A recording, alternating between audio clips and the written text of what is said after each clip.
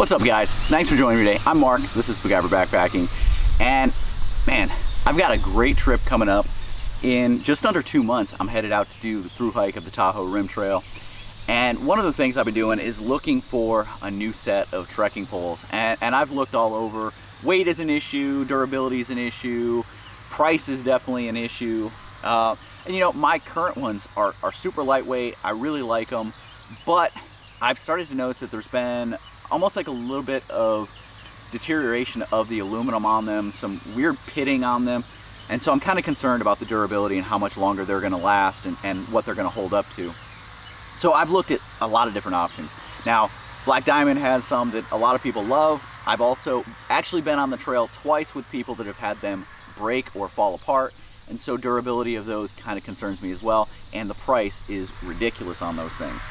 So I actually had a company that reached out to me, and I'm hesitant, especially companies that I've not heard of before. I'm hesitant to even test their stuff anymore. Earlier on with this channel, I tested a lot of crap, and I made a decision that I wasn't gonna do that. If it wasn't something that I or my viewers would use, I'm not gonna test it, I'm not gonna look at it. And so there have been a few things like the O-Lite I've tested, and a lot of people have tested those things and like them, and we actually use that one quite a bit, so it's a good product. So when this company reached out to me, I was a little bit skeptical, but I started looking at the reviews, and there were mixed reviews. But I did notice that on some of the bad reviews, there were responses that they weren't actually using them correctly, that they weren't following through with the instructions and putting them together right. So thought, why not give it a try? And so let's take a look at what I got. Okay, so what was sent to me are these trekking poles right here from TAC9ER. And they're a carbon fiber folding pole, a lot like the Black Diamonds. And so I really wanted to check them out. And I'll tell you what, the quality, the finish on them looks really nice. So the way they work is you've got this telescoping pole, just like all the others, and you can kind of put it together, just slide the ends in like this. And they're a tight fit, I'll tell you that.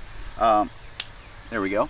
So now it's in, and this is where a lot of people were stopping. But what you have to do is pull this one out until you hear that click, and then rotate it until the little tab that comes out, you can see that little tab on there, that silver tab, has to go into one of the recesses, and then it's locked. Now, that pole's a little short.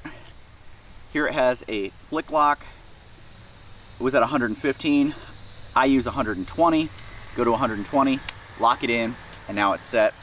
Now these straps that are on here, I heard a lot of people complain about those.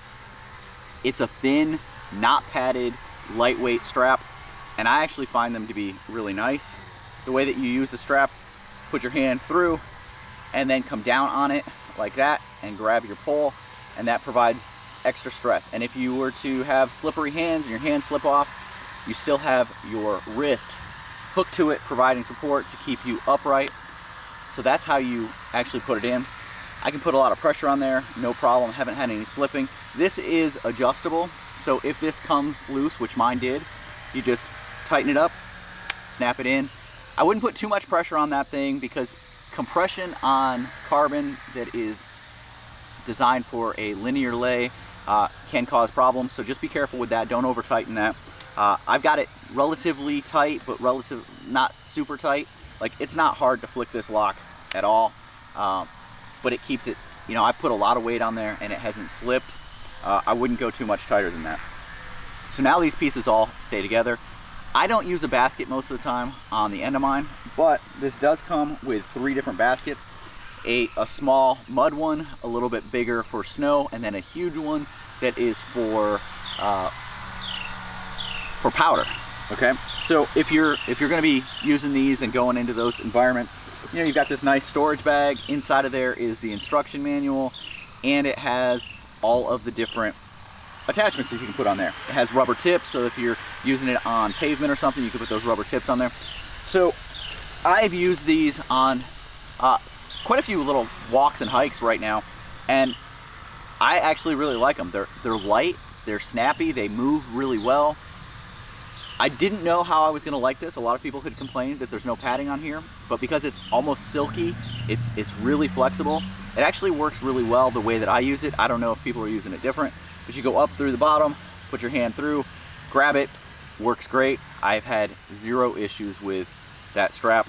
It's got the foam handle. I would like for the rest of this to also be foam so you could reposition and still have a good handle, but this works fairly well for what it is. I know a lot of people like cork. This isn't cork, it's not available in cork, it's only got the foam there, but works well. And to break it down, first thing you do is I take it back to the 115, then you push in this little button, slide the top in, and then you can pull the bottom two sections apart, and there you go, folded. And when you're ready to use them again, just put them back together. Can be a little bit difficult with it being in like that, so you pull that out a little bit, takes up that slack, slap them together, pull that out, snap it in, bang, and you're back in business. No problem, no issue whatsoever. Gonna be taking these out. I actually have a second pair of these that are on the way for Rain Man, and so both of us are gonna be using these on the Tahoe Rim Trail. They weigh in, list is 15.2 ounces for the pair. I threw them on my scale and they came in at 14.9 for the pair. That's without any baskets on the end, but that's the way that I use them. So that's what I've got, 14.9 for the set. Break down really well. Seem to be extremely nice quality. I've seen no flaws, no issues, and I'm gonna continue to use them, beat them up, and I'll tell you guys what I think down the road. But I wanted to give you guys a shot of these. And they're about half the price of the Black Diamonds. So a win there for sure. All right guys, I'll tell you how these guys hold up.